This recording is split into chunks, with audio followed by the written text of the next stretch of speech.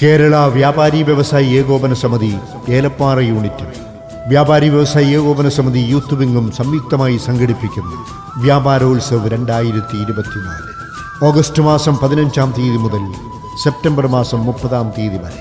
സമ്മാന കൂപ്പണുകൾ എല്ലാ വ്യാപാര സ്ഥാപനങ്ങളിൽ നിന്നും ഉപഭോക്താക്കൾക്ക് സൗജന്യമായി ലഭിക്കും. ഉപഭോക്താക്കൾ സമ്മാന കൂപ്പണുകൾ ചോദിച്ചു വാങ്ങും.